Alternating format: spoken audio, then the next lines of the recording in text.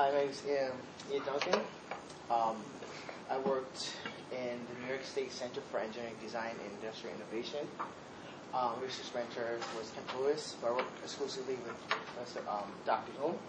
And my research was into the integration of automotive instrumentation with motion-based simulation. So basically, all we will talk about today is when you talk about my topic more specifically, the background, what is mechatronics, what is simulation, my research goal, the methods that I use, the results I got at conclusion, and future work. So my top basic is use of mechatronics to help integrate instrument cluster with the motion-based simulator.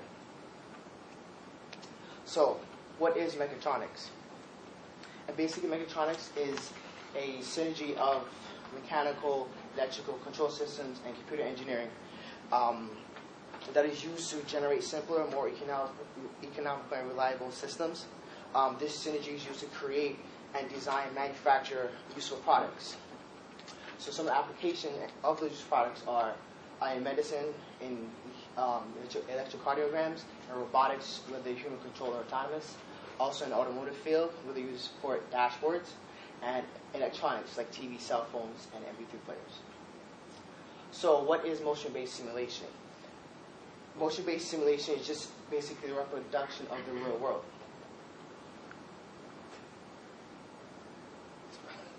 It offers a safe and controlled environment so a human driver can take the place behind the steering wheel of a car that he is driving and handle it without concerning about dangerous and costly accidents.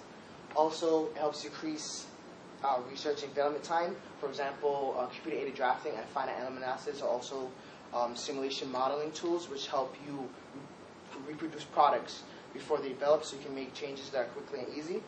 And it aids in education, driver training, and gaming and research. So think of educating drivers how to use ABS systems within cars, how not to, how to maneuver vehicles in skid situations, or whether they're on snow or wet surfaces.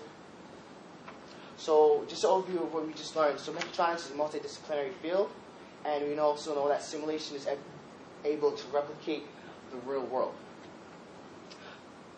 But why and how can we utilize the two in combination to achieve my goal? So we looked in the combination of the instrument cluster, which is a real actual instrument cluster from a 1999 Ford Contour. We wanted to add it to Nestle's motion-based simulator, which is in the basement, it's in a bottom floor furnace. And we did this using a microcontroller development board. So a research was done into the simulation design aspect of it, and where we wanted to look into necessary components of the instrument cluster which we want to have functionally working. These things include, speedometer, tachometer, fuel and engine temperature gauges, and relevant indicator lamps. For example, like turning signals. We wanted to also look into additional display devices, either to help the driver interact with the simulation, or display information which cannot be displayed via the instrument cluster. So also research was done into the mechatronics side, and where we were looking into a development board which has either MCU, which is a microcontroller. Basically, that's a small computer on an integrated circuit, which contains a processor, memory, and programmer input and output peripherals. We also look into different specifications. So the more memory it has, the more programming you can put into it, and also if it has a lot of input-output pins so that it can be used to control different individual pieces of the instrument cluster. We also look at programming languages. Assembly is very close to what they call mnemonic code, which computer reads just your ones and zeros. It is very low-level language, and the computer can read it quickly and perform the task very easily. But C and BASIC are more of high-level languages, which allows people to understand what is going on because it's more logical. We also look into three different devices. We were thinking about the TFT LCD, which is what you see in your GPS devices, because we were also considering a reconfigurable display, which means that you can add different components via programming, and you can change it and have it move in any form you want. We also looked into a serial LCD and vacuum fluorescent displays, which are additional displays to help display the extra information that the instrument cluster cannot display by itself. So, what did we come up with? How do we keep in mind the authentic user experience while implementing this instrument cluster? We noticed that all the gauges were necessary. The speedometer, tachometer, and fuel temperature gauges are necessary because of actual in real vehicles nowadays. Certain indicator lamps, for example, like the oil pressure light, the check engine light, and high beam indicator, are not needed for the simulation. Also, the LCD wasn't chosen, and neither was serial LCD, because the TFT LCD was too expensive, and also the serial LCD needed a backlight to be seen in dark situations, because in the motion-based lab, it is in a very dark room, and they usually lower the lights so you can see the screen better. We chose the Action Development Board. A staff member who was working with is very versed with the board and has used himself, and he can quickly help program it and to control the instrument cluster. Also, the PC used to control the microcontroller itself was coded in C, which is a low-level language, which means it can be processed quickly. You need to be processed quickly because a user will detect if you're looking like you're doing 60 on a simulation, and your speedometer is only using 30. So how does all these systems work as a whole? We can see here, we start here, the PC controls the simulator, and the PC also controls the microcontroller. The PC controls this via the C programming language, and that development board controls the actual instrument cluster. So commands will come in the C language, it will convert the C language into assembly, and assembly would output it to voltages which instrument cluster can understand, and that's how it moves back and forth. And then this information is displayed back into the motion-based simulator. So since the research is not fully completed yet, we're going to be looking into finishing the program algorithm for the PC controller. Basically, that is, what equations we use for speed and RPM. How does the gauges work? How do they work together? Also, the assembly coding for the instrument cluster handling.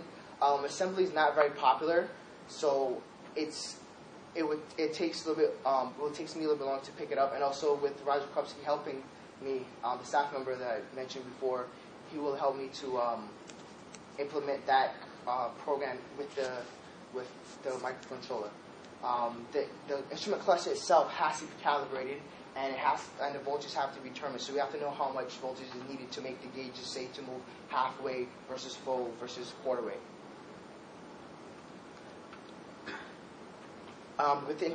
In conclusion, with integration, the Action Development Board was used to bring the PC and the automotive instrument cluster together with the motion-based simulator.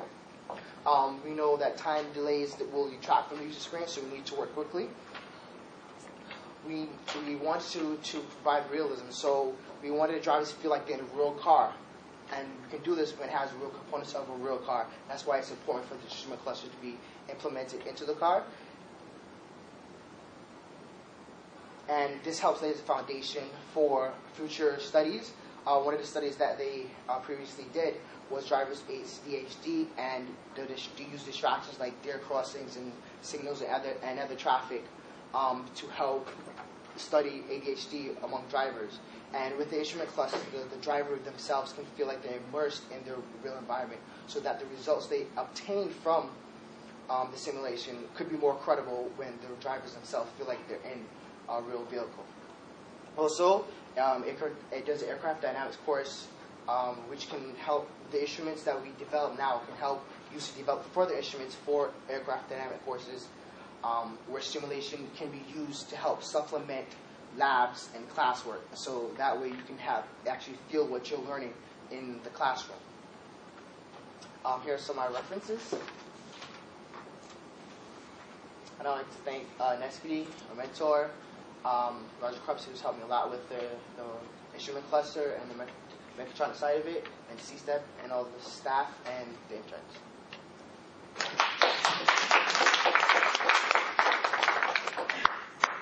Any questions?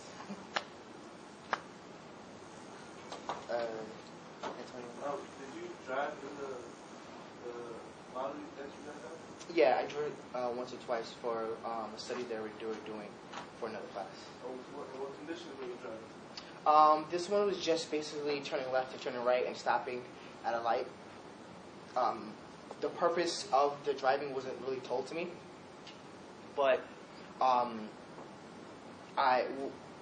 think he was trying to observe, I guess how far did I stop from the light, and how fast do I go when I see a turn coming up, and if I see traffic, a car slowing down in front of me, how quickly do I slow down myself and stuff like that. So it was more of a test for you, or no, that was a separate project that they were doing when I drove the motion-based simulator.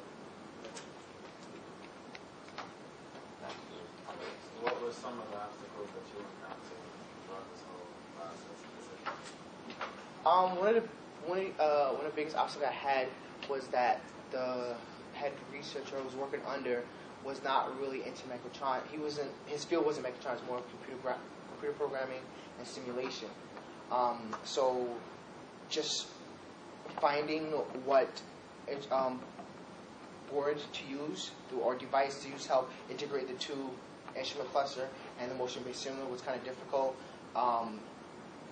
Relearning the program in C, trying to learn the program in assembly language, trying to understand the components that were utilized along with the microcontroller that was in there, like different types of memory, and just try to understand all the specifics that goes along with it.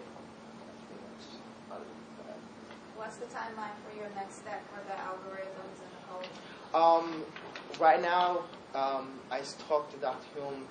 He wants it done, if possible, by maybe the middle fall, early fall, and I'll continue working on it to finish all the way through.